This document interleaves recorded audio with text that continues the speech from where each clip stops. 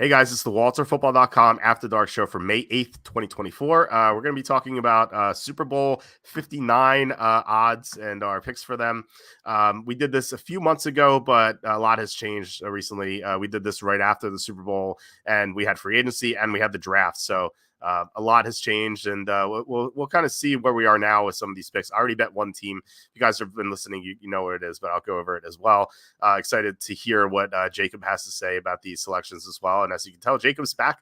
Before we introduce him, please hit like, subscribe, comment below, share this video. Visit the link in the description for the merch store. All that would be appreciated. If you guys really want to help us out, there's super chats and super stickers. We had so many great ones past couple of weeks.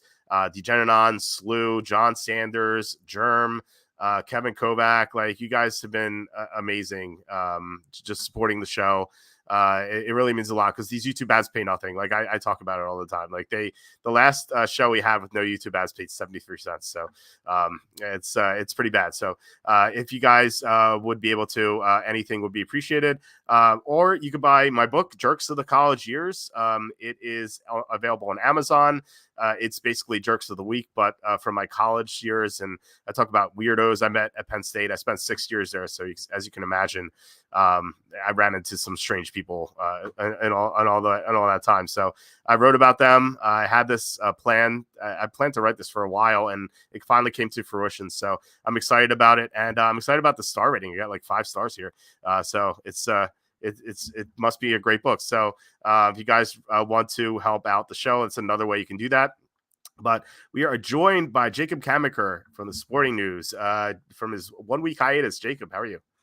I'm doing great. I'm happy to be back. We had another instance of me randomly getting a fever the night of a show. So had to miss 1 week on the injured list or, injured reserve, but I'm back in action. Happy to be here. The draft took a lot out of me. That's probably why I got sick, but it was a good time. We hit on a lot of picks. My biggest regret, not mocking Talise Fuaga to the Saints. I texted you and Charlie the day of. I was like, "You guys know which tackle they want to take?" And I was like, "I feel like it might be Fuaga," and I couldn't bring myself to do it because there were too many good tackles getting pushed down the board. So biggest draft regret right there. But I'm happy to start looking forward now. And hey, that NFL season is going to be here before we know it.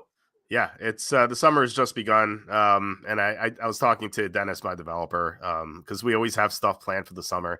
I'm like, what's going to happen? Like, the summer is just here, and as soon as we know it, like in the blink of an eye, it's going to be football season.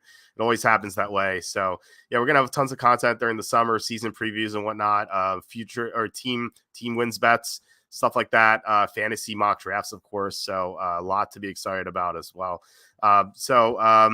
Yeah, I wanted to ask you about the draft, but you mentioned the Saints pick. Olufashanu may have been the pick, though, if he was available. That was kind of a surprise that he was taken at number 11 or by the Jets.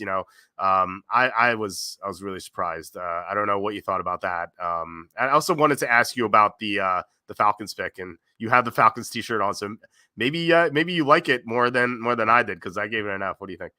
So first with the Saints tackle, I did have that same thought. The reason I'm excusing myself is I did end up with Olu Fashanu there, and I think you're probably right that he made it to that pick. He has kind of the upside that the Saints kind of crave, but I was surprised to see him go off the board that early. That was the thing. I didn't want to put Fuaga ahead of Fashanu because I thought, man, some team's going to bank on his upside. So got the order right, and just missed on the team fit, which, yeah, that happens. But the Michael Penix pick, truly shocking. We had no idea that was going to happen. I know you kind of got the vibe just in the lead up that Ian Rappaport was reporting, hey, Michael Penix might end up being in the mix for the pick. So I know you were able to hedge our Leatu Latu bet and kind of hit on both of those, which was nice at 28-1 odds. But I think in terms of player fit, Michael Penix in Atlanta, there is no better landing spot for him for his development in terms of they have a great offensive line that's going to protect him and allow him to use his arm and really kind of open things up for him. They have great weapons already. So they have all the things that helped him succeed at Washington. And they have a great offensive coordinator in Zach Robinson, or we assume he's going to be great. I think that his system is going to fit Penix really well. So in terms of fit from that perspective, I love it. In terms of drafting him at number 8 when you signed Kirk Cousins to a $100 million guaranteed deal in the offseason, very strange. To do that without telling Cousins too kind of creates some sort of rift. Maybe not as bad as the Jordan Love, Aaron Rodgers rift, but my thought process would be if you liked Penix that much, maybe don't go out and get Cousins. But at the same time, I think they're going to, or maybe tell him that you plan on doing it, sign him to a shorter term deal, and both sides are happy as you develop Penix in the wings. But I do think that Penix is going to be poised to succeed in Atlanta. Just going to be probably a couple of years before we see if it pays off. Yeah. Well, first of all, with that bet, I'd never seen Rappaport sound so serious in his life. Like sometimes, sometimes he jokes around and stuff. It's fine. But when he's talking about Penix to Atlanta, like first of all, it was so bizarre. I'm like, this almost has to be true. And we knew that Atlanta was going to take Latu, at least the night before, because, I would assume the coaches and the GM wanted him. This seemed to me like Arthur Blank coming in and be like, no, I want this guy. That's what it sounded like. And like, if Arthur Blank overrides what the coaches GM want to do, and we saw that with the Panthers last year, I was like, I just want to make sure. So unfortunately, I would have bet more if I could have. But stupid Pennsylvania limited me to $50 on BetUS. And I think Bovada, I was able to get a Bovada, but they limited me to like $10. So like that's basically all it did. Had I should have I don't know, asked someone, I guess, to enter a bet for me, but it was too late and it seemed like too bizarre. I was like, this is strange. Like it may not hit. I'll feel dumb if I bet more, but I think I would have gone with 100 or maybe slightly more if I could have, but this is stupid Pennsylvania losing me money once again. But I don't know if you heard my theory that I had with Tom, and Tom and I discussed some like rookie of the year bets and MVP bets on Saturday. So I think the pick was stupid from a broad sense, but I think the only way it makes sense, and I think you can tell me what you think about my theory. So the Falcons signed Cousins. They were super enthusiastic about it. The $100 million contract, of course they are. But he's coming off a torn Achilles, and maybe they saw him work out and throw the past 2 months, and they're like, uh-oh, he's not ready to play, and he may not be the same ever again. And so they're like, we really like this Penix guy. Maybe we should draft him because there's a good chance he's going to have to start if Cousins is hurt. So Tom and I were talking about betting Michael Penix Jr. at 75-1 to win Rookie of the Year, because if he starts right away, his odds will skyrocket. They'll go to like 8-1, and the Falcons are going to be a good team. So he could get them to the playoffs. What do you think about our theory? I guess, yeah, I think Tom and I were in agreement. What do you think? I like that a lot, because the other thing you could say, even if Kirk Cousins is back and he's still a great quarterback and he's playing at a high level, he still needs to be close to 100% to avoid potential re-injury or any sort of setback. The Falcons have to be cautious with him because of the amount they're paying him. So if it so ends up that he can't come back as early as they hoped, and they put Penix in there for the first 4 weeks of the season, and he ends up playing really, really well, they may be willing to say, hey, we're just going to roll with this guy. So 75-1 odds, I think that's a worthwhile hedge too, because you compare it with some of the other top quarterbacks, like whether Caleb Williams or Jaden Daniels you think is a better value. I think taking Penix is kind of like hey, this long shot could happen. If not, I'm not going to lose a ton. I think that's a smart move, and I could definitely see them having that sort of thought. The only other reason they would pick Penix is because they're saying, hey, we really, really like him, and we're not going to be in position to get Cousins' successor at another time. So, I love the guy as a prospect. I think he's going to be a great quarterback in the NFL. So I'm really a believer in him, and the Falcons seem to be as well. But there is always that ulterior motive thing. The other possibility is they might be saying to themselves, hey, if we can get the most out of Penix, make him a starter, we could eventually trade Cousins and get a pretty solid haul for him if he stays playing at a good level. I know that's much further down the line, but if they're willing to eat the money and get some draft capital to build around Penix in 2025 or 2026, that could be something as well. Yeah, we also like Brock Bowers at 40-1. Just a little bit though. It feels like a minefield with all these quarterbacks. Like it feels like the media will always give it to the quarterback if it's close. Like last year, CJ Stroud had this amazing year. But you also had Puka Nacua breaking receiving records and Sam Laporta with his amazing year, and they just gave it to Stroud.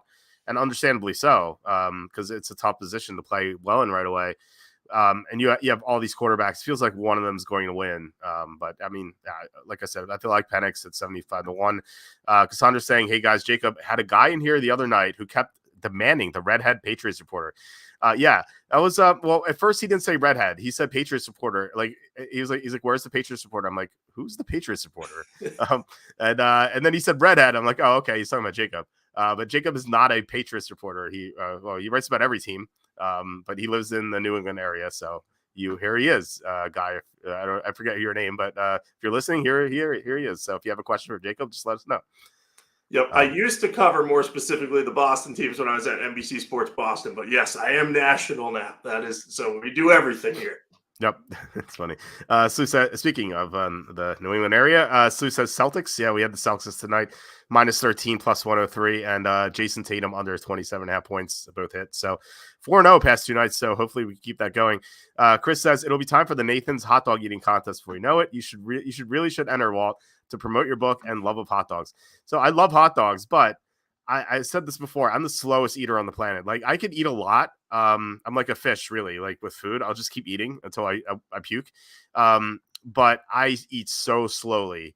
My wife even yells at me all the time. Like my kids eat faster than I do, and my son like takes a bite and runs around the living room, and like he still eats faster than me. Like I don't know why. I just eat so slowly. So like people will be on their like 20th hot dog, I'll be on my second. Like so.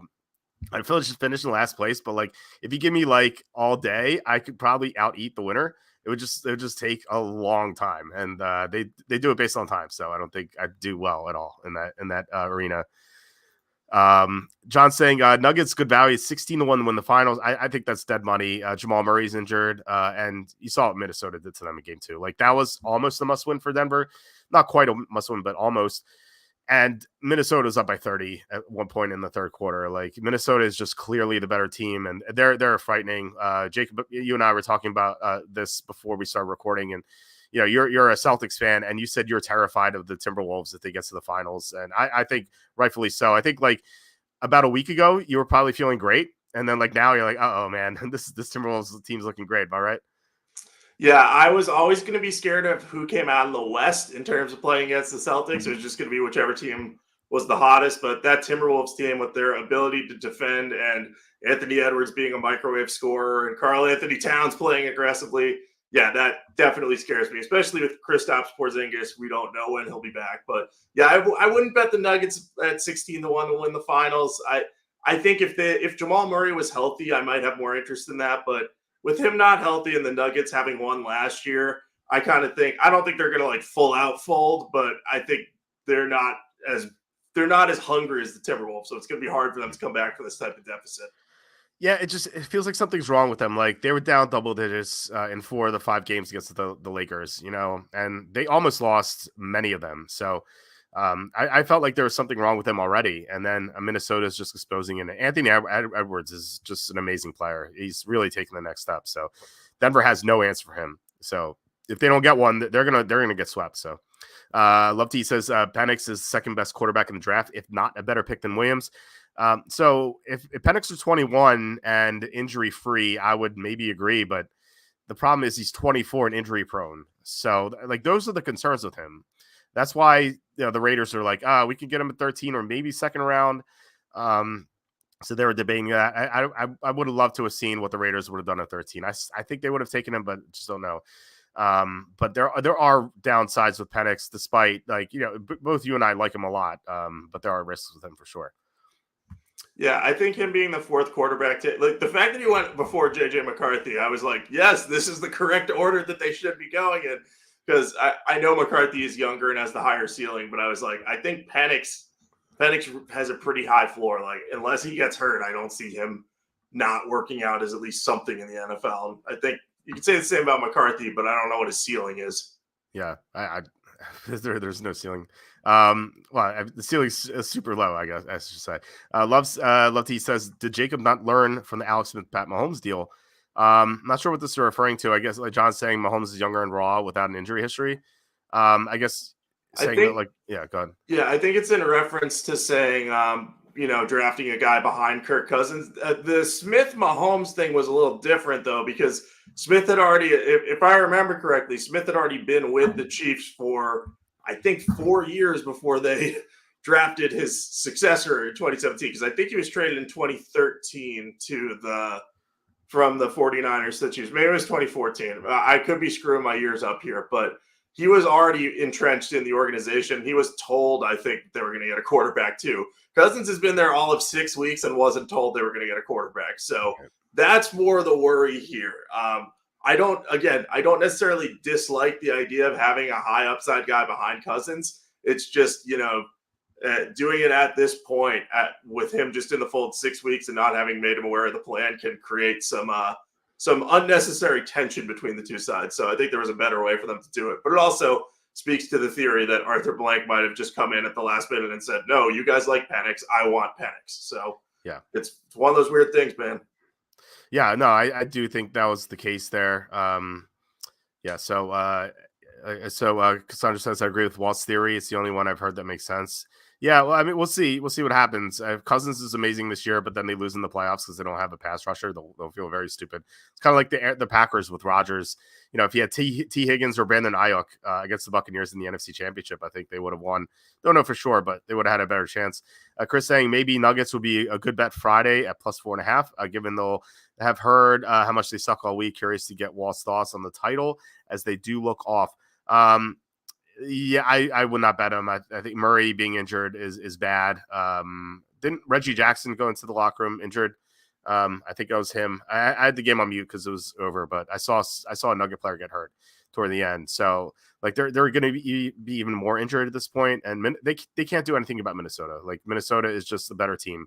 And I think the +4.5 is a trap. I think that you're going to have some people be like, oh, the Nuggets are champions. They're going to come back. And I just think they're completely outclassed in the series. I think it's going to be a sweep.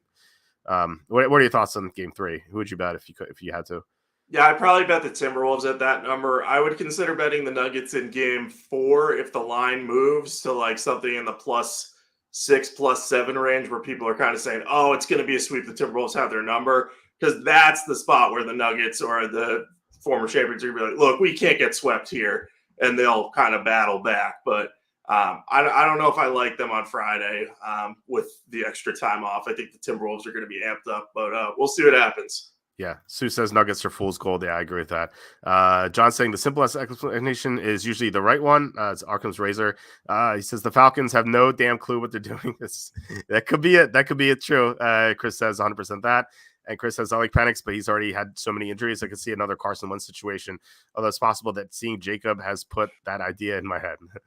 I think that's a red hair joke. That is my guess here. Yeah, I think so too.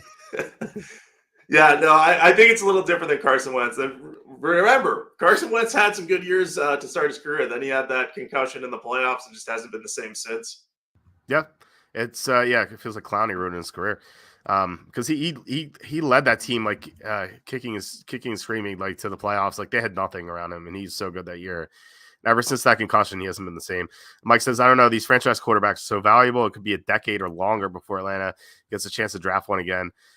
Yeah, maybe. I mean, I feel like you should take a quarterback in the mid rounds every year until you strike gold with a veteran. I think that's how I would do it. But you just never know what's going to happen. Like maybe you can make a trade a veteran and get a good draft pick, and it's like better than you think. Like sometimes you trade someone to a team and you're like, oh, this pick's gonna be in the mid teens or something.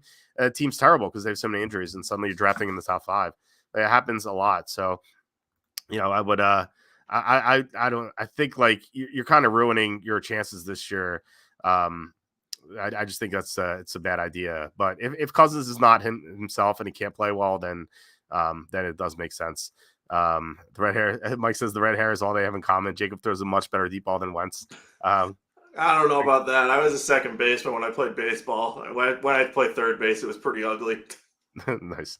Kurt Warner rested my case. Chris says, it was Reggie Jackson. As a bitter Pistons fan, I celebrated that.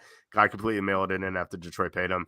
Yeah, I get rooting against guys who just slack off after getting so much money. John says the Penix pick was the most surprising to me since the Cleveland Farrell pick. That's funny because you say that because ahead of the Raiders draft, we had sources with the Raiders back then. Like we reported that forget what we reported. Like Charlie reported something during that draft, and then Charlie was like, he reported, I don't know if he reported this or told me. He's like, expect the Raiders to do something crazy at 5. And I'm like, oh, what could be crazy? And like for some reason, like Farrell popped into my head. Like, not that I predicted it or bet it or anything like that, but like it's just like I wonder if they're gonna take that guy or something. And they did. I don't know, like I'm not trying to brag here or something. It was I can't prove it, but I don't know, it just popped into my head. But I wish I'd bet. Wish I bet it. I probably could have had like great odds on it. Yeah, I remember that pick happening, and I liked Cleveland Ferrell as a prospect. And I was like, yeah, this is a weird one, but this is going to be fun. Then it did not pan out at all. But anyway, it got Max Crosby in that draft, so it worked out in the end. Swap where they're drafted, and we would feel better about it. It's true. Yeah, Mayock was he was a funny drafter. Like his first rounders are mostly busts, and then his mid round picks were amazing. Feels like he should have just like delegated the first round to someone else and just worked on the mid round guys. Chris saying, all right, what if Penix is another Jalen Hurts situation? Walt did once call that the worst pick in the draft. Yes, before we knew Carson Wentz would just be ruined from that concussion. Like if Carson Wentz continued to play like he did in 2020, like Hurts would have never seen the field. So maybe the Eagles just knew he was done, and maybe the Falcons know Cousins is done. So could be it.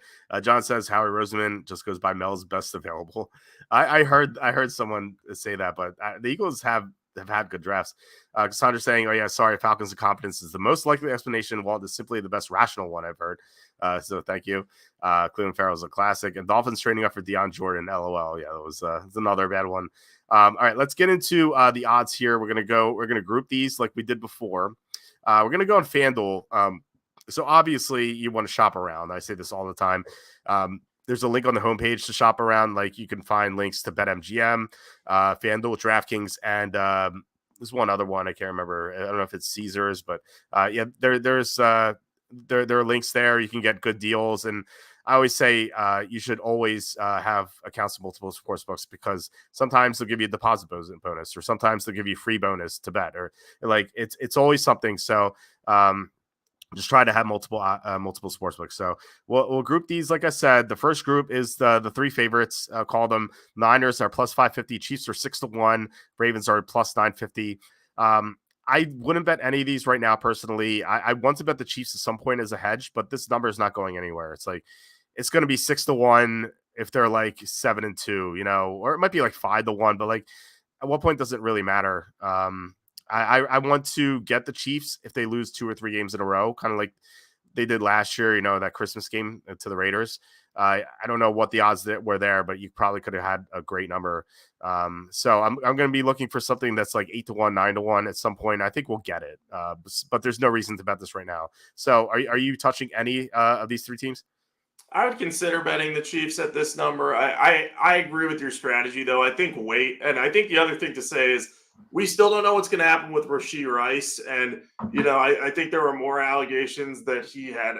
I don't remember. There was something that came out today. I didn't read the report about it. But if he gets suspended long term, that could really hamper the Chiefs early in the season. Because I know they spent to pick on Xavier Worthy and with Patrick Mahomes. That could be a lot of fun. But he's also going to be a rookie starting his first game. So if they kind of come out of the gate slowly, I don't want to say Super Bowl hangover or anything because they'll be motivated to win 3 straight.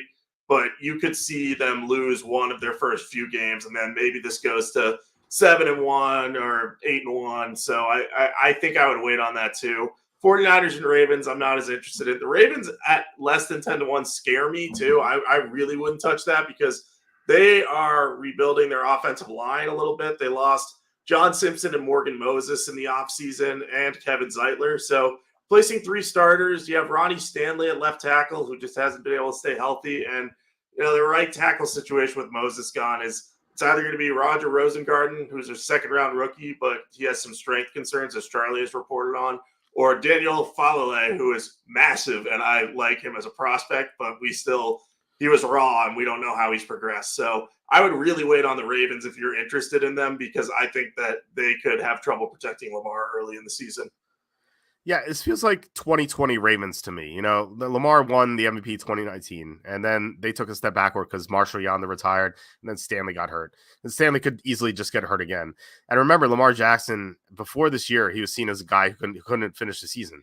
And he did last year, and he won MVP, but it was 1 year out of 3 that he finished. So he could go back to being injured again. So this plus 950 number is horrible. It's just because they were there in the AFC Championship. Like, people remember that they were the 1 seed. So I get why it's plus 950, but it's just wrong. Even if it was like double this, it was 19-1. I don't even think I'd have interest at that point. Like at what number would you even consider betting the Ravens? Because I agree with you. I think their offensive line's in shambles. I think Jackson may get hurt again. They have issues on defense. Derrick Henry's there for the running game, but he was splitting touches with Tajay Spears last year. So how much juice does he have left? I don't know. Is Mark Andrews going to be 100%? We don't know either. So at what point would you bet the Ravens? Like 25-1 even? Like, I'm not even sure about that. I think 25-1, you probably get me to bet. I start thinking about it at about 22-1, just saying, hey, they have a great defense, they have a great coaching staff, and if Lamar Jackson does stay healthy again, we saw him really do pretty well in Todd Monken's offense, and he should get better in that with the second season, at least in terms of chemistry with his receivers. But yeah, that offensive line is just a massive concern for me. So I definitely wouldn't touch this at anything close to plus 950. I think maybe I start looking at 18-1. I'm like, all right, that seems like the right price. And then you get down to 22-1. I'm like, all right, maybe I'll bet this. So it would have to be low 20s for me. So this is definitely paying on past production, though. Yeah, if the win totals reflect these odds, I will be heavy on Ravens under wins. But I don't think we have those yet. I think they're waiting for the schedule to come out. Lefty says Penix was a good pick. We'll see. He could be. John says nobody likes the Browns this year. What if Watson remembers how to play? It's been a while. He could, but he could also be terrible. But who's the backup now? Jameis Winston. So if he has to come in, it's not even Joe Flacco. Like, Winston has some upside, but there's a ton of downside with his interceptions for sure. So I'm not a fan of the Browns this year at all. Love to Eat says, love the Bengals or whatever. We'll get to them in 1 second. Mike says Jamarcus Russell was an all-time classic too. But at least it was a QB. Yeah, I mean, he had reportedly the greatest pro day of all time. I kind of joked that like angels were singing whenever he threw the ball at the pro day, and like that's what like Al Davis fell in love with. And we saw what happened. He could have drafted Calvin Johnson. Chris says Mavs getting blown out. They probably don't like playing a real team after LA either. Yeah, we'll see. I mean, they got blown out in game 1 too against the Clippers, and they came back and won. So I wouldn't count them out just yet. I think that series is going to go maybe 6 or 7. I think it's going to go the distance. And Chris saying Timberwolves and Thunder would be great West Conference final. I think I'm going to like the Timberwolves no matter what. I think that they're like by far the best team from what I've seen. So. All right, so so there are a bunch of teams in the teens. Let's break them down and let's put them into 2. The Bengals, Lions, and Bills are all 13-1. So we had a comment saying from Love to Eat saying he likes the Bengals at 13-1. I am going to bet the Bengals at some point. I'm gonna try. I want to try to find like a 15-1, 16-1 somewhere. I'm gonna look at DraftKings for a second, see if we get a better number there. They're at 13-1 there. So, like I said, you could maybe shop around and find a better number, but 15, 16-1 would sound good to me. Joe Burrow reportedly looking 100%. They added Mary Smims to protect him. I love the defense for the most part. They have a couple issues, but I like the defense overall. The offensive line should be better. We'll see what happens to T. Higgins. Sounds like he's going to be back. So, of all these teams, I like the Bengals, but I would really consider betting all of them. The Lions at 13-1 just feels like it's almost like sticker shock because we've got them at such great numbers in the past. 13-1 doesn't sound like a great deal, but it's something like I would consider finding a good bargain at during the season. Like if they lose 2 in a row, you might find like 20-1. So I would wait on that. And the Bills, I feel like the same thing. Like I think they can win it, but 13-1 is not a great number. So I would like to bet them at some point. Last year I got them, I think, at 18-1 when they lost to Denver on Monday Night Football, and then I thought they'd bounce back, and they did. Like they almost beat the Chiefs. But I mean, the Bills, as long as they have Josh Allen and Matt Milano's coming back, like they're going to be there. They're going to be in the playoffs. I just don't know if they can beat the Chiefs, but I feel like they're gonna be close. They always are. So, what are your thoughts on this group? Yeah, I'm with you on the Bengals. I think I'll almost certainly bet them at some point. One of their biggest holes defensively was at safety, where they had lost Jesse Bates, and they really didn't properly replace him. You got Geno Stone this offseason. He was a ball hawk for the Ravens, so he's not going to be like Jesse Bates good, but he's going to provide some of that takeaway ability for them. So I thought that was a big addition, and I like getting Mims in the draft too. So I think they're just looking stronger. So Joe Burrow can stay healthy, and it sounds like he's healthy right now. He should be in good shape there. I'm going to make a good case for the Lions at this point. I'm going to bet them at some point. Like you said, you might be able to wait on them and get a better number. Their division is going to be much tougher this year, but I still think they're the best team in the division and one of the best teams in the NFC. And I think the fact that they were able to get Terry and Arnold and Ennis Rakestraw Jr., I don't know if it's Rakestraw or Rakestraw. I haven't figured that part out yet. But getting both of those cornerbacks, those two picks were very good values and really added some quality young depth to the secondary. I think Arnold is going to be a plug-and-play starter for them. And him playing alongside Brian Branch and Carlton Davis, like, they have fixed a lot of the issues they had in the secondary. They've shored up their run defense even more by getting DJ Reader. So Brad Holmes continues to do such a great job with this roster. So I love what they've done. I thought Christian Mahogany in the draft too from Boston College, getting him as the eventual successor to Kevin Zeitler was a terrific pick. So they've just shored up their depth. They've fixed their biggest weakness at cornerback, at least on paper. So 13-1, sign me up for them again. I think they should really be the one that's at plus 950 like the Ravens are. I think that this is still a good value, but like you said, you might be able to get them at a little bit better if they lose early in the season, especially if they have a lot of divisional games early. Found the Bengals at 14-1 on BetMGM and also BetUS, and then they're plus 14-12 at bookmakers. So slight upgrade there. Going to see if any sports books in Vegas has something better.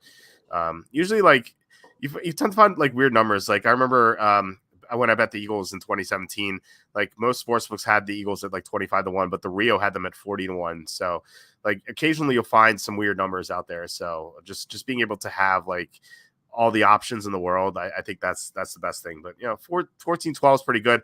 But John Sanders makes a great point. I think since Bengals usually start slowly, so I'm waiting until at least October. It's true. Like it feels like they always start 0-2, and people are like, "Oh no, what's going on with the Bengals?" And then they rip off like 7 wins in a row.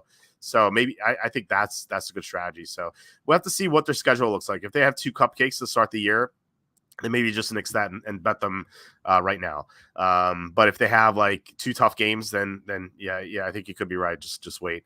Lefty says Colts very sleeper, but then John argues I bet the Colts, but Anthony Richardson's essentially a rookie. He's also really injury prone. He got hurt in every single game in which he played last year. Now he stayed in against the Rams, but he was so banged up, like he stopped running.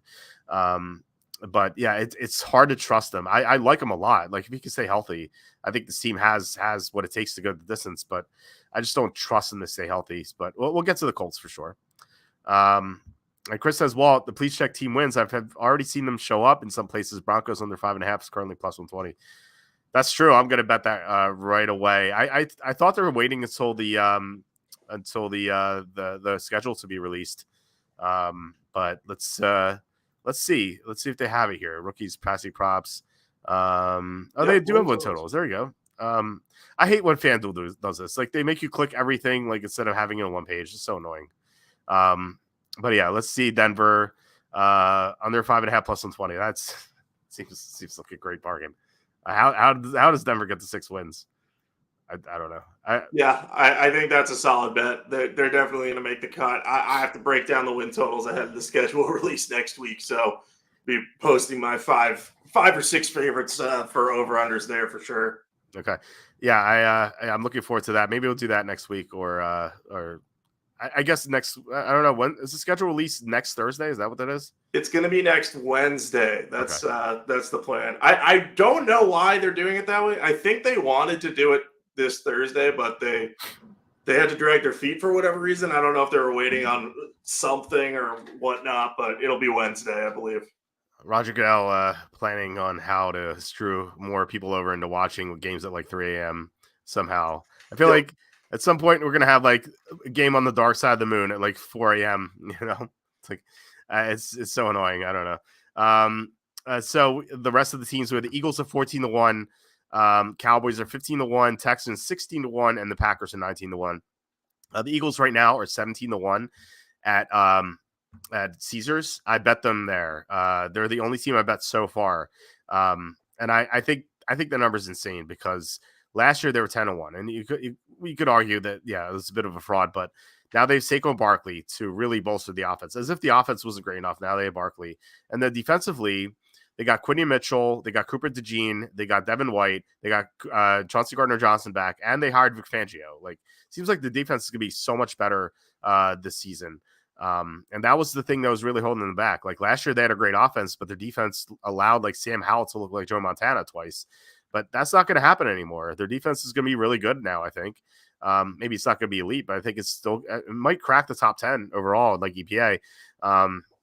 And their offense is gonna be great. So like 17-1 seems like a steal. I couldn't wait to bet that. These other teams, Cowboys definitely not. I think they're gonna suck this year. Well, suck relatively. Like they might sneak into the playoffs, but like they're gonna be like 9-8. I think. Texans are. I think you can make the case to bet them. I'll try to look for something closer to 20-1. I think. But they're a Super Bowl window's like wide open right now, and the Packers 19-1, same thing. The Packers are a strong team. They almost beat the Niners last year in the second round.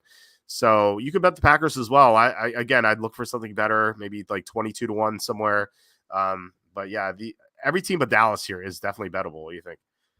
Yeah, I'm there with you. I think the Cowboys are the worst team. You're paying a Cowboys premium here. They've just lost so many players. I did the math the other day about just players they signed in free agency, not undrafted free agency, not the rookies, but they added like 3 players, and one of them was Royce Freeman, one of them was Snoop Connor, and then I think the other one was Eric Kendricks. Those were the only 3 free agent additions they made after losing several key players. So Dallas at 15-1 does not seem doable, especially I don't trust that team. And I think Dak Prescott's going to have his contract on his mind too. So, that could be a motivational factor, but it could also be a distraction. I think the Eagles are a great pick. Like you said, Vic Fangio, transformative for that defense, and being able to land Cooper DeJean in that second round along with Quinyon Mitchell.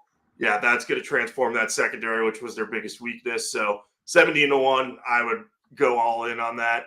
I think the Packers are probably my favorite of these other teams because I like the Texans, but I think the AFC is still difficult, and getting Stephon Diggs helps them a lot. But I think you have to get through the Chiefs and the Bills and the Bengals. So I think the Packers have a clearer path. Jordan Love was just so great for the second half of last season. His offense is very young, so they should all continue to grow and improve together. And I think getting Jeff Hafley to coach that defense is going to help them out a lot. So I just look at that team as one that's going to grow. Jordan Love just has otherworldly talent. So I just really like what they're doing. And I think that they're going to have a really good chance to take a step forward. So, yeah, I'd like something in the 20-1 range if you could find it. But 19-1 is not the worst option there, especially if you like the Lions. I bet the Lions and the Packers pretty equally because I think one of those teams, if not both of them, are going to be in the NFC Championship game. Yeah, Packers are 20-1 at Caesars and BetMGM, so slightly better there. But yeah, definitely shop around, as I always say. Love T says, OMG, Denver plus 5.5 is stealing money. That's it's an insane number. The Christmas schedule messed it up. I was really hoping for no Christmas games this year so I could spend time with my family, but there we go. Not a Vic Fangio fan. So as a head coach, maybe not, but I mean, as a defense coordinator, I think he's done a great job. And Sue says Broncos only 30-1 to go 0-17 at Caesars. I feel like that needs to be higher. Like Denver's gonna be really bad. I don't think they're gonna be 0-17 bad. I think they're gonna win like 3 games or something, maybe 4. But like I think you need a better number to go 0-17. Yeah, I don't know. What do you think? Maybe I'm wrong. What do you think? They're not completely devoid of talent. They still have Patrick Surtain. They still currently have Cortland Sutton. Bo Nix, we'll see how he does as a pro, but if he can fit into Sean Payton's system and limit his turnovers, he should be efficient enough to get them one win or a couple wins over some of the lower end competition that they face. And those bad teams always pull off some random upset where I know the Jets one year with I think Zach Wilson as their starter beat the Rams randomly when the Rams were 10-point favorites. So, I mean, it happens. That ruined their chances of getting Trevor Lawrence. So that was a brutal win for the Jets. John saying Sean Payton is going 0-17. I feel like Sean Payton's mailing it in. I don't know. I have no evidence of that, but it feels like he's not quite trying as hard as he was in New Orleans. But I don't know. Just I don't view Sean Payton as a positive anymore. But we'll see. Maybe I'm wrong. Mike says Broncos will win some games. Yeah, I think 3 or 4. Cassandra's saying the Titans schedule release video from last week's season will never be topped. If you haven't seen it, I'll link it to you on Twitter. Yeah, please. I haven't seen that, so I want to see it. It says it's hard to go 0-17 for anybody. Lowest odds should be at 67-1 or higher. I agree with that. I think 30-1 is not a good value at all. All right, so we go to the 20s here. And there are 3 teams in the 20s. We have the Dolphins at 23-1. We have the Falcons. You know what? Let's include the 30s because there's only one team in the 30s. Dolphins at 23-1. Falcons 24-1. Jets 27-1. Rams are 32-1. I would have loved the Rams had Aaron Donald not retired. And they could still win it. I mean, they have an explosive offense. I love their head coach. And their defense did add some good players to the secondary. Now, Donald being there is not being there anymore. It really hurts. But yeah, I don't think it's the craziest bet in the world, but I have no interest now because of Donald. So luckily I didn't bet them earlier because I was considering it. Of the rest of the teams, I guess the Dolphins, if you can find something in the 26-1 range, just because they have so much upside. The problem is can Tua stay healthy? Probably not. Can the offensive line stay healthy? Probably not. Terron Armstead gets hurt all the time. They have players coming back from injury. They lost pass rushers, but they have the ability to score at anyone. So I feel like at some point during 2024, they're going to look like the best team in the NFL. But then they're going to lose some games down the stretch or something like that. I feel like that it always happens to them. It happened last year. Falcons 24-1 with no pass rusher, no thanks. And then the Jets 27-1. There's so many injury risk players. Like Aaron Rodgers is 41 now and he hasn't played in 2 years. Tyron Smith gets hurt all the time. Mike Williams coming off a torn ACL. Breece Hall not too far removed from a torn ACL himself. Elijah Vera Tucker always gets hurt. It's like if the Jets could stay healthy all year, they'd have a chance. But I just don't have faith in them. I think they're an even bigger injury risk than Miami, and I don't like Miami because of the injury risk. So in the end, I don't think I'm going to bet anything here. But if I had to, I guess it's Miami. What do you think? Yeah, so I think I already bet the Rams. I did not know Aaron Donald was going to retire before I did that, but generally agree with you there. I think it's going to be I still would consider them at 32-1 just because I like some I like Jared Verse, I like Braden Fiskey. And I think they do still have some interior pass rush pressure, but Aaron Donald's just such a big difference maker. I think you need to see the Rams and what they are before you back them there. The other teams don't interest me all that much. I think I bet the Falcons earlier in the offseason too, but I think I got them at 40 or 50-1. So I wouldn't bet them at 24-1 because, like you said, their pass rush is still question mark. I mean, if you're betting them as saying, hey, they're going to win their division, so just having a 24-1 hedge in the playoffs is good. Yeah, I'm fine with that. That makes sense to me. But I think they're probably the one I would consider betting for that reason. The Dolphins, I don't want to touch because I think that we're going to see the same thing we've seen happen to them under Mike McDaniel in the third year where they come out of the gate looking incredible on offense. They're still have defensive problems. They get fixed throughout the season, but then their offense gets banged up. So they never completely come together. They always have some sort of injury that impacts them on offense, whether it's on the line, whether it's Tyreek Hill getting banged up, whether it's Tua getting hurt. So I could see the appeal of 23-1 there, but I think they have too many issues that I don't want to back them. And I'd like to see how Anthony Weaver's defense fares there. I know he's very well respected and should be a good replacement for Vic Fangio, but I still think Vic Fangio is the more proven coordinator at this point. And the Jets, I just don't want to touch because If Rodgers goes down, I don't know what that team's ceiling is. I know that they signed Tyrod Taylor to be a backup, but what happens when he goes down? Because he always gets hurt. We're not going to have a Tim Boyle situation there this year, but I still don't. I don't love that. I'd rather just watch from the sidelines and not fall into the pain trap that is the Jets. Yeah, rest in peace to the free wins against the spread, fading Tim Boyle. There's a two nice wins that we had, including the Black Friday game. So John's saying I could see J.J. Watt signing with the Rams. McVay could be persuasive. We'll see. I mean, if he comes on and I don't know how well he can play at this point, but like maybe he could play 25 snaps per game or something and just be a contributor, like a good one. I could see that. If he did, maybe that could sway me. But yeah, I think this team has potential. Just the Aaron Donald retirement was basically kicking the nuts. So my condolences to you, Jacob, for betting that already. I almost did. So that's a shame. It's a shame because you just don't have the data, and then it just comes along. It's almost like betting the Jets last year and seeing Rodgers go down on snap 4 of the first game. Yeah, I bet on 3 teams and 2 of the odds got shorter, so it's like a net win for me. But the Rams one hurt a little bit. Yeah, that's it's a shame. Mike asking about the Jets. Yeah, if everything falls right, yeah, I think I can see the Jets being a fun team to bet until they suffer a slew of injuries, and then you're like, oh man, why did I do this?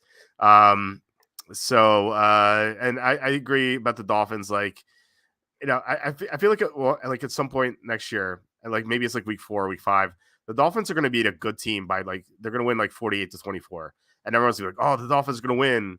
And then like 6 weeks later, it's like, oh, they lost to the Jets and they lost to the Bills. I think that's how it's going to go. The boss saying receiving rushing leaders odds. We can look at that once we're done this. And then Lefty says, I like the Jaguars and Saints. So we'll get to that. I definitely don't like the Saints, but the Jaguars are kind of interesting in the next group. The 40s here. The Browns are 40-1, Bears 40-1, Jaguars 45-1.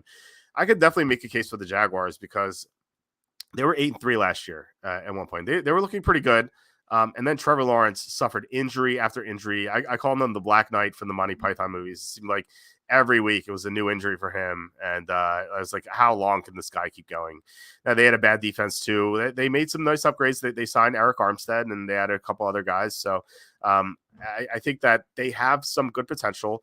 I'm not in love with Doug Peterson, but he has proven that he can win a Super Bowl before. And they lost Calvin Ridley too, but I'm not. I don't think that's that much of a loss, just because he was so bad in the locker room, like he was causing problems there, and the Jaguars were happy to let him go. And they drafted Brian Thomas. We'll see what they have in him. They signed Gabe Davis, he'll do nothing for 4 games, but then he'll have a big game. And they still have Christian Kirk and Evan Ingram and Travis Etienne out of the backfield. So they still have plenty of weapons, and I think they're a good team. Plus, like, the division's not that tough. Like, yeah, I have the Texans and the Colts, but Anthony Richardson gets hurt all the time. Tennessee stinks. So the Jaguars could have an easy path, or easier at least compared to the other divisions in the conference. So of these 3, I like the Jaguars the most at 45-1. The Bears I would have liked more, but they really didn't do much in free agency. Like they got Keenan Allen. That was basically it. Like, they signed DeAndre Swift. I thought that was a waste. They drafted Rome Odunze, but he's kind of like buried on the depth chart there. It kind of like negates the Keenan Allen signing almost, at least like until Allen gets hurt. So like, I just wish the Bears would have done more in free agency. If they had, I'd be more enthusiastic about betting them.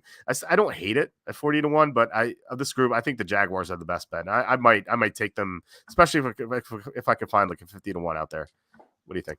Yeah, I bet the Bears earlier in the offseason somewhere between 60 and 70-1, I think. So there's no sticker shock with this number, and I don't hate the idea of betting them just because I do think that their defense was so good last year, and the one thing they did well in free agency was they kept Jalen Johnson. They kind of retained some of their own guys. I agree with you that they should have added some more talent there, especially if they were going to take Rome Odunze top 10. They could have added another higher-end pass rusher to pair with Montez Sweat. But, nitpicking here a little bit, I think that they're probably a better bet to say, hey, let's bet them to make the playoffs or go over their win total. I think those are more likely to hit than a Super Bowl bet. I like the Jaguars too. I think in that division too, you look at it. I know we have some Colts supporters in the chat, but if Anthony Richardson goes down, it's really the Jaguars and the Texans vying for that divisional title, and either of them could be a wild card team too. So I think with their offensive and defensive improvements, 45-1 makes sense to me. Uh, the Browns, if you took quarterback out of the equation and just said you have to bet a roster at 40 to the Browns at 40-1, just their roster outside of quarterback, I'd be very intrigued by it. But I don't think Deshaun Watson's going to regain his form. And Jameis Winston could probably get them to the playoffs, but he just turns the ball over too much for me to say, hey, I'm going to back them at 40-1 odds to win the Super Bowl. I wish I was more confident in one of these quarterbacks, but Deshaun Watson hasn't played good in about 3 or 4 years at this point. And Jameis Winston, when he was the full-time starter for the Buccaneers, he averaged, I think, 7 points off the turnovers given up per game is what the Buccaneers averaged because he threw like 30 interceptions. So you just have that blow-up potential. And Kevin Stefanski could overcome some of that, but not all of it. So I think the Jaguars are probably the most likely to go on a Super Bowl run of this group. I think my favorite bet, though, if I had to pick one of these teams, I would say is bet the Bears to make the playoffs, but not to go on a Super Bowl run. Yeah, I like the Bears to make the playoffs. That Jameis Winston 30-30 season was so fun. Just stacking the Buccaneers, Winston and his 2 receivers, and then playing the other defense because you had Winston throw a pick 6, and then he had to throw a lot on the next possession. So that was something I did quite frequently. It actually worked really well. So it'd be nice to do that again. So we have here Jaguars. John saying Jaguars should play all their home games in London. That'd be such a great home field advantage for them. We saw that last year with Buffalo. And the Jaguars have to get to pass the Chiefs, Bengals, Ravens, Texans, Bills, Steelers, Jets. No thanks. Well, I'm not high on the Bengals. Not high on the Ravens. Bills could go either way. We'll talk about the Steelers in a bit. Jets could have a lot of injuries. So maybe it seems tough now, but I don't think it's going to be that tough. Like these teams are going to have injuries. So I think the Jaguars are definitely going to be in the mix. I don't gun to my head. I don't think they're going to win, but I just think 45-1, I feel like it's a good number. John's saying there's a maximum of 3 conference playoff games. That's a reference to, but so Lovesy says Walt made the Monty Python reference. Tis merely flesh wound. Plus is also college odds had Bama 50-1 last year. Bad beat, man. That's rough. I haven't looked into college at all. I think that would give bad advice if I give out college futures, but maybe Jacob is something. I don't know. I'm way out of season on college. The transfer portal, man, that makes it hard. I never know where anyone is. I'm like, oh, Dylan Gabriel's at a 3rd school now. That's interesting. So yeah, I also have no idea which teams or which conferences. I know USC is moving to the Big Ten, but when are they moving? I was looking for Central Florida. I said this the other day on Saturday.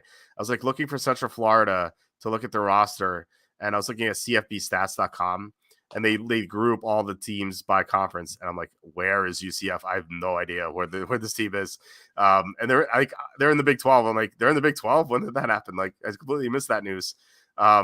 So it's so hard to keep track of. So I'm not there yet. Maybe I will be later in the summer. You can maybe ask me then, but I'm not there yet.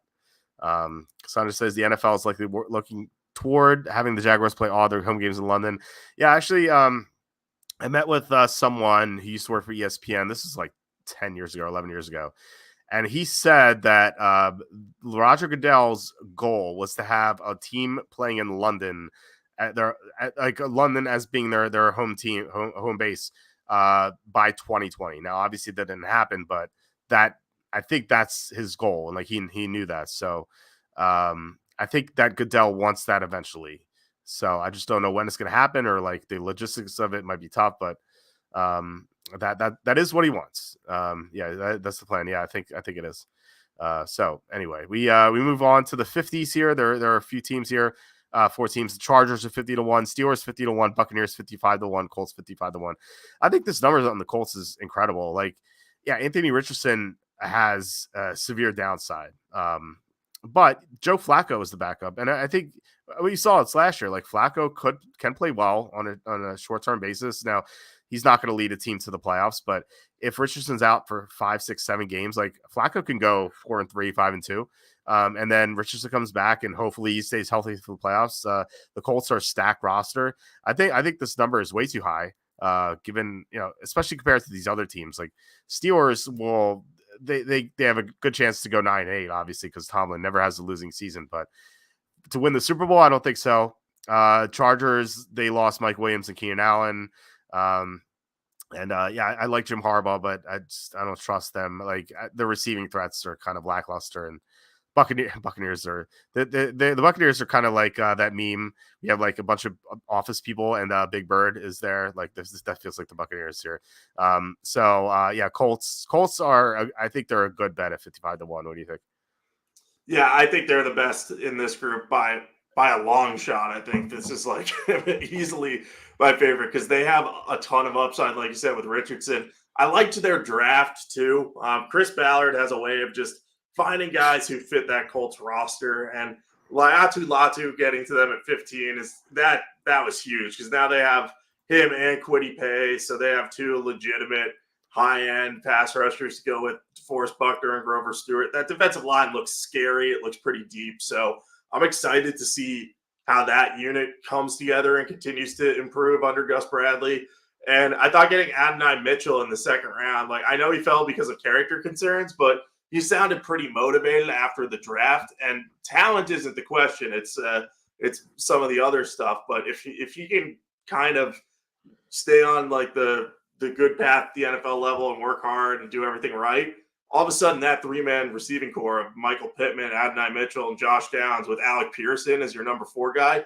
Now we're talking about Anthony Richardson having some pretty legitimate weapons there behind a great offensive line. So there's a lot of things to like about this Colts team.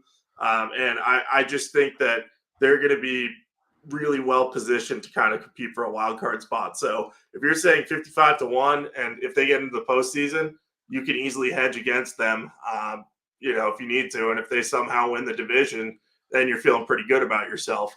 The other teams here, I've seen a lot of hype about the Chargers, and I think their win total is projected at like 8.5. That's the Harbaugh effect. Like he doesn't lose wherever he goes. I understand that, and I know Justin Herbert should be better this year, but they still have a lot of holes on that roster, so I don't want to trust that. Buccaneers, yeah, they might end up being the second best team of their division, but they also lost Dave Canales, and if Baker Mayfield regresses because of that, that could get ugly. And the Steelers, I like what they did in the draft. Got a lot of offensive line help, but quarterback, still a big question mark. We'll see if Russell Wilson or Justin Fields can get the job done. I thought their strategy of getting those guys was smart because both were cheap, but I don't think either of them takes the Steelers to the Super Bowl. Yeah, I don't think so either. In fact, Russell Wilson may really test Tomlin's streak of having nothing but winning seasons. We'll see. So Sue says MGM Colts over 8.5 wins plus 115. Sounds pretty good to me. So Redskins bet the over. What is the number? We can look, but I feel like we're going to like the over there. Ballard went to bat for Mitchell. He was so resolute on him that he drafted him in the middle of the second round. They have good weapons, like you were saying, Jacob, and Taylor coming back, like having a full season with him. I think this team is just is really stacked. It's hard to trust. It's hard to trust Richardson, but Flacco being there helps. And Mike says, I can't deal with all this multi-team AFC positivity. Let's be realistic. If it'll be the Chiefs again or possibly the Bengals, it's probably true. We're looking for some long shots here. You never know. Like, what if Mahomes goes down? Like, Brady went down in 2008. Sorry to bring up bad memories, Jacob, but Tom Brady went down in 2008, and it's they're coming off that 16-0 season, and so everyone thought they were going to go back to the Super Bowl, and they didn't. Like, you never know. Like, Mahomes will miss time at some point. Peyton Manning did, Brady did, Rodgers did. Like, it happens to everyone. And the Bengals, like, we've seen Burrow get hurt a lot. So, I think you're right. It would probably be one of them, but we're just looking for long shots here. And Colts at 55-1, I think is a great bet. And Love to Eat agrees with that. He also says Herbert's overrated. I feel like Herbert just hasn't had like a good supporting cast. Like, I know the receivers were there, but it always seems like they're injured or like the offensive line wasn't very good. Or like Eckler was hurt last year, and like he he had a great week 1, and then he came back from injury, just wasn't the same. Like I feel like Herbert just like he's had some bad luck. I think he's super talented though. And John says Bills were a wide right and a squib kick away from possibly beating the Chiefs. Frustrating as hell. Yeah, always feels like there's something with the Bills. It's always something. They're like that kid in class that never does his homework for some reason. It's like, oh, my dog ate my homework, or I didn't get the assignment. It always feels like something happens with them, and you're like, oh, if it wasn't for that one thing, they would have won. And it's like always the case. I think they're going to break through eventually, but I could definitely see it being frustrating if you're a Bills fan. Yeah, one more thing on the AFC long shots too. The important thing to remember too is these come in handy as really great hedge bets if you get them in the right scenario. A couple of years ago, we both had the Jaguars, I think, at 100 or 125 to 1, and they were one of the final 4 teams standing in the AFC. So we were able to. Well, I think you actually hedged with the Chiefs at like 3 to 1 odds, but you were able to bet it a little more heavily, knowing that you had bets on among the teams standing, the Jaguars, and I think either the Bengals or the Bills. I think it was the Bengals that you had. So you're able to say, I can really hedge and just bet kind of heavily on the Chiefs here and know that, hey, if they go through, we'll be in good shape. But if either of these other teams goes through, I'm going to be really padding my wallet or having a great chance to hedge the Super Bowl. So that's part of what this exercise is as well. Yeah, for sure. I had the Jaguars, like you said, I think it was like 125 to 1. And then I had the Eagles at I forget what their odds were, but they were pretty good too. And so for the Jaguars game, like you said, I hedged with the Chiefs. I think I got them at like even 4 to 1 or something. And I bet them heavily, like you said, because I was in that position.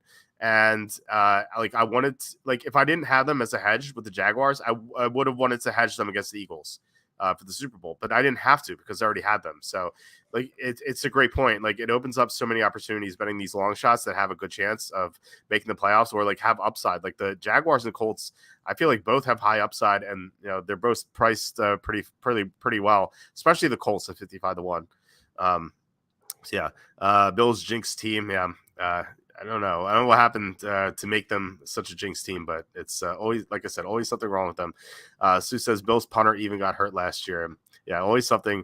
And then Lefty says, yes, as a Chiefs fan, I'm scared of the Bengals. Yeah, they are a frightening team if Burrow can be healthy. We've seen Burrow go toe to toe with Mahomes all the time. So, all right. So we have 2 groups left. The non 100 to 1 remaining. We have Seahawks 75 to 1, Saints 80 to 1, Raiders 80 to 1, Vikings 80 to 1. Got to be honest here, nothing really stands out.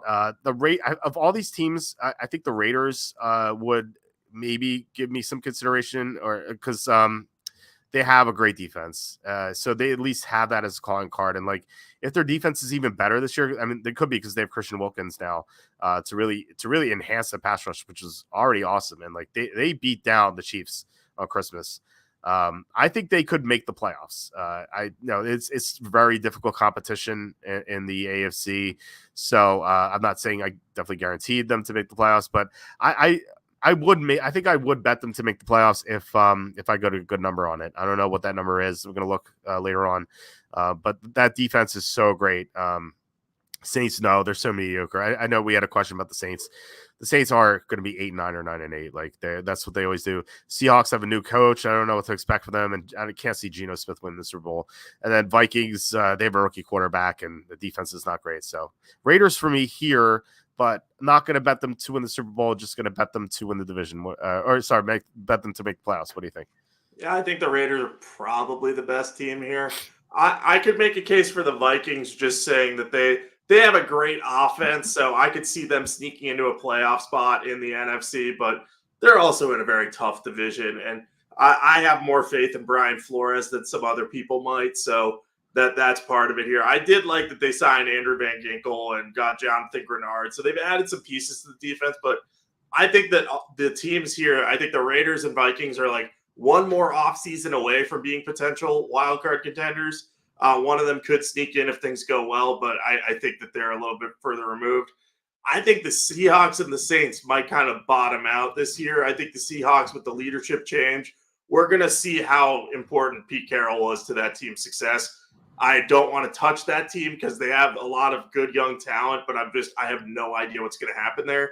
And then the Saints, we've been waiting for them to blow up for a long time at this point, and I think this is finally going to be the year where things just don't go well for them. And I know they're in a weak division, so they have enough of a floor that they're not going to be one of the worst teams in the NFL. And they have some good talent. I like the Fuaga pick. They have Chris Olave, but I just don't see them playing at a high enough level to kind of sustain what it needs to be a wild card team. So I think they're going to go 7-10 this year, which makes it not sound like bottoming out. But for a Saints team that has almost always been at like 9 wins or better over the last 15 years, I think they're finally going to say, like, we got to just dismantle this roster and kind of start afresh and stop doing all these salary cap gymnastics things that they've been doing to try to stay afloat for like 10 years at this point. I think Slew was saying this before, where the Saints are just trying hard not to be the Aints, the paper bag Aints. And they were the laughing stock of the NFL once upon a time, and now they're just mediocre. Like it feels like they have no personality. Like you're like, oh, the Saints are on, so you just like, oh, they're. I guess they'll probably beat a bad team, but they'll lose to a good team. Like it feels like they really don't have anything going on. Like I said, like the Raiders have a great defense as their calling card. Like the Saints don't have anything really. It's like they have no personality at all. So I just don't see any. I don't see like a reason to bet them. Like no matter what the number is. John says the curse of the Lake Erie. Stay away from the Bills, Lions, and Browns. Well, at least you don't have to worry about the weather in Detroit. Cassandra says, didn't the Bills win 4 consecutive Super Bowls? Almost. A good point. John Sanders might be Lake Erie water. Maybe. Saints are making the playoffs. Interesting. I wonder why. Why you think that? I don't see it. I just don't think they have the talent. I think they're very mediocre at best. Is the halftime show? What's that? I don't know. I think the Saints. I think that's a joke about the Saints. I might be reading it wrong, but okay. Yeah, I would love to hear the argument for the Saints. We've been pretty united in our stance on the Saints. I feel like that's a team we always agree about the last 5 years. Yep. But we'll see what happens. And Lefty says Jacob Rams are winning the division. Well, I'm sure you'd love to hear that, given your bet. I'd be happy with that. Yeah, they could. The Niners could take a step backward. Especially if they trade one of the receivers. Yeah, Saints joke. They're not making the playoffs. Yeah. Okay. Yeah, as I had to show, I get that now. All right. So our last group here, the long shots. You have Arizona 100-1, Giants 100-1, Titans 130-1, Redskins 150-1, Broncos 150-1, Patriots 180-1, the Panthers 300-1. Well, first of all, the Panthers number shouldn't be that high compared to the other teams, just because I don't think they're going to be the worst team. But I still won't bet them. The Redskins at 150-1 are the only team I would consider. I'm not going to bet them, but if I had to, and the old Kenny adage, gun to your head, bet $1 if you had to. I would bet the Redskins because I like the upgrades they made on their offensive line. Signed Tyler Biadasz and Nick Allegretti. Maybe Jahan Dotson rebounds. He had a rough second year, but they had bad quarterbacking. I feel like McLaurin's going to play better. They signed Austin Eckler. It's a good pass-catching weapon out of the backfield. And I like Jane Daniels. I think he's going to have a good rookie year. They have a new head coach. I'm not crazy about their head coach, but still, it's going to be better than the coaching staff they had last year, I think. Worry about the defense. The defense has some major holes, but they got Bobby Wagner, this a solid player. They got some other good players in free agency. They're going to have some holes, like I said, but I think overall this roster looks good to me, good enough to win 8-9 games, stuff like that. And maybe they sneak into the playoffs because the NFC stinks. But Super Bowl, no, not yet. Maybe next year, if Jaden Daniels is what they think he is, I could see this team making a run in 2025. So that's something to look out for, but not now. What do you think? Yeah, I've seen Jaden Daniels get some Robert Griffin III comparisons, and I know some people will say that's a terrible thing to be compared to, but it's not really, because if you think about Griffin's rookie year when his mobility was pretty amazing, if you can add that to a team, you raise the floor a lot, and I think that's what's happening in Washington. So I think they're definitely the best of these teams. I could see them sneaking into the playoffs, but I think they're more likely to get the 7-8 wins, and I think they're over under 6.5. So I would definitely take the over there. And Daniels, the RG3 comparisons are to him as a runner. He's a better passer than RG3 was, especially in the short to intermediate range of the field. So Yeah, I definitely this is a team to watch. This is a team I feel like we're going to bet a lot early in the season when the spreads are kind of against them. They're going to be a good underdog, and Dan Quinn has some shortcomings, but one thing he's great at is motivating a team, and that is something that that Washington really needs is someone to motivate them, and I think the change of energy will be good for them. The only other team I'll mention here is the Cardinals. I think they're going to be another team that we're going to bet early in the season as like big underdogs and kind of get some nice covers against the spread. I don't think they're going to be a Super Bowl team or even a playoff team, but they've added some good talent. Getting Marvin Harrison Jr. with Kyler Murray there, I think is going to be good. And if Kyler Murray could just stay healthy, again, having that mobile quarterback raises your floor. So they're going to be a team that I look at as kind of a value pick to maybe hit their over win total, depending on what exactly it is. Yeah. I agree that we are probably going to bet them early, at least until Murray gets hurt. We know he's going to get hurt because he always gets hurt. Yep. But yeah, and Marvin Harrison Jr. I think is a great pick. Although, yes, it's one guy on Twitter. I don't know if I should say his name, but I don't know. He tweets about football, and I guess he's kind of known. Mike Selfino, I'll just say his name. He said he would rather draft Michael Thomas over Marvin Harrison Jr. Michael Thomas is not on an NFL roster, so. I don't know what you think about that, but he's not I don't know if I agree with that take, but he must have some reason that he doesn't like Marvin Harrison Jr. and doesn't think he's going to pan out. Yeah, I mean, even if like you're like, oh, I really hate Harrison for some reason, like at least pick someone who's on an NFL roster right now. Like Michael Thomas is not on the Saints roster at the moment. Yeah, so Saints fans are true believers. Yeah. Titans might surprise, like Boyd signing, good trio of receiver for Levis. We'll see with their offensive line. I don't know if like Hopkins has much left. I don't like Ridley. I think he's going to cause problems there, but I do think the Titans are going to be better than people think. Like, I don't think they're horrible. Like, I guess we should say like, I guess I should say like, if Will Levis really stinks, then they could be. But if Will Levis has like makes some upgrades to his game, and he looks like he did against Atlanta last year, then I think they have a chance to maybe go over their win total. But I just think that like that division is going to be too tough, and they have a lot of holes, especially on left tackle. I don't know if Latham's going to be good enough. We'll see. Any thoughts on the Titans? We didn't really talk about them. Yeah, the thing that concerns me there is their defense, because Mike Vrabel got way more out of that unit than most coaches would. And again, by all accounts, Denard Wilson is a good hire for the defensive coordinator job, but just they are working at a disadvantage with the talent they have there. I know they added Chidobe Awuzie and L'Jarius Sneed to the secondary, which should help, but I don't know if they have the kind of pass rush that I know they have Harold Landry and Arden Key, but they don't have great depth on that side of the ball. And I just don't think that the front end is going to marry to the back end just yet. So I'm not as high on them. I'm not a huge believer in Will Levis too. I think he might be a good starter in a good situation, but I think there's just too many questions on the offensive line for me to trust him here. Yeah, I'm not excited about them, but like I said, I don't think they're gonna be as horrible as people may think. Still can't believe Vrabel's gone. That's shocking. Titans are cellar dwellers in that division. Yeah, I can make the case the Saints are winning the division. Please let us know what that is. I mean, like if Kirk Cousins is injured and Penix has rookie, as rookie issues, and the Bucks. I feel like the Bucks are a little bit better, but I'm not high on them. I guess maybe that's the case, but the case is other teams having injuries or sucking. I feel like that's my case for the Saints. Like, please, Lefty, let me know if you have a pro Saints case that like doesn't involve injuries or something, because I'd love to hear it. John's saying Bills should sign Michael Thomas. Or Zay Jones. I don't know if Zay Jones signed. I know he was visiting someone. I don't know if he signed yet, but. Someone like I think they need to sign one more receiver. And Lefty says Marvin Harrison's Larry Fitzgerald. Yeah, we'll see. All right, so we had a question about passing props, or I don't know if we can find this. I don't know if these are available. Like these are all rookie stuff. Season award? No, that's something we did on Saturday. Maybe rushing props. No, it's not. I don't see it. So maybe we'll do this on another episode.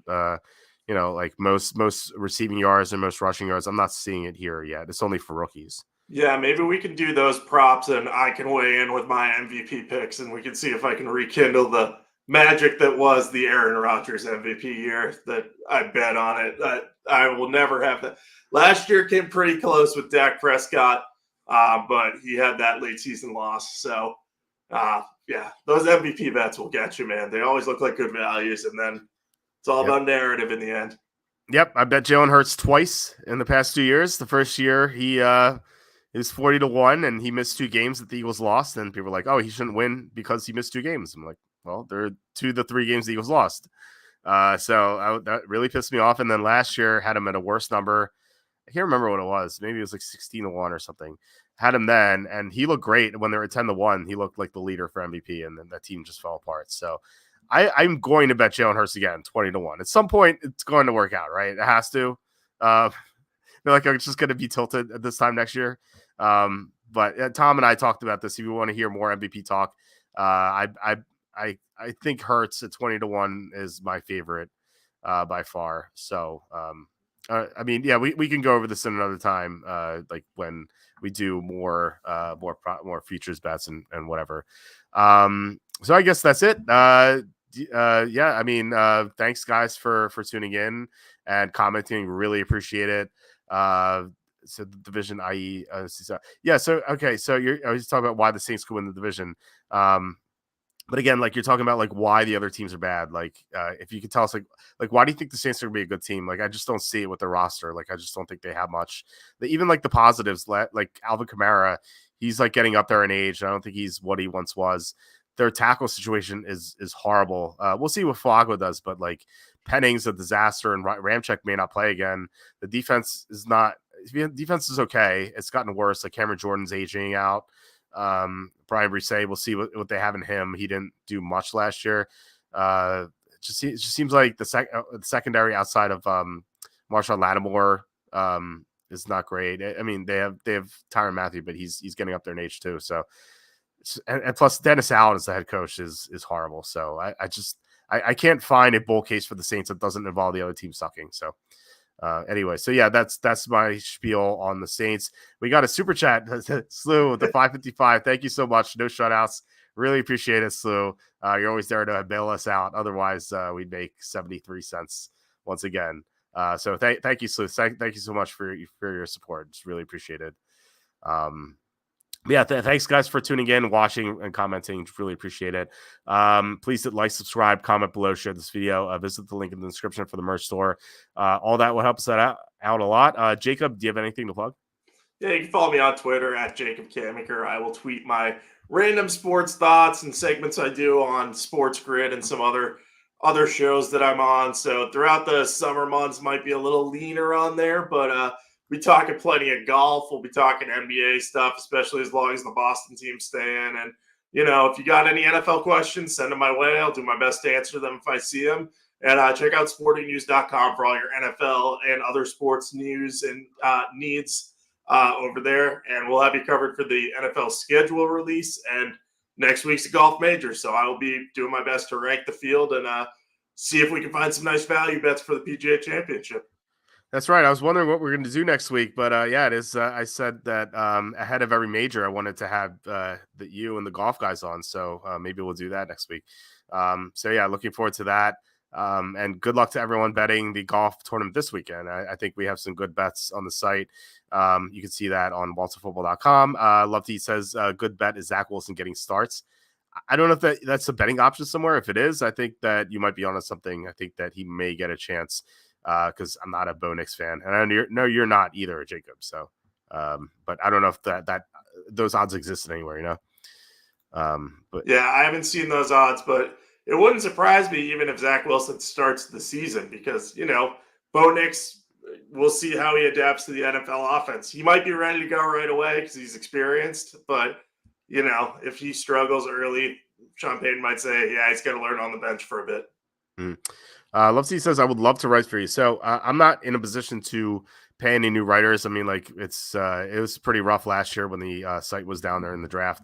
Like we lost a lot of money and the ads are not what they used to be. So it's at the moment it's pretty bad, but if you're willing to contribute to the site in some fashion, just send some articles over and I'll take a look. And there's always the hot press. There's a section where you could post articles yourself, and I sometimes promote them on Twitter or the homepage. So that's another way to do it too. So if you do post anything on the hot press, just let me know and I can take a look at it. But yeah, again, thank you so much, guys, for watching and commenting. Thank you so much, Slew, for the contribution. Really appreciate it. I'll be on tomorrow with Kenny. Kenny's also making his triumphant return. Jake was out for a week. Kenny was out for several weeks because he had meetings in the morning and stuff like that, so he couldn't come on. But yeah, he'll be on tomorrow. We're going to talk about fantasy football rookies. So we're going to see where we have them ranked, and we're going to get Kenny's take on Marvin Harrison versus Michael Thomas Jr. So Chris saying I'd love to write for you as well. So yeah, guys, just send over your comments and or your purely erotic tales of quacky fiction. Anything you want to send over, I'll take a look at, Chris. that'd be funny to read. Anyway, speaking of quacky, real quick, I have a movie / TV show idea that I'm going to pitch on Saturday with Quacky, because I kind of came up with it thanks to his something that he said on his stream on Twitch.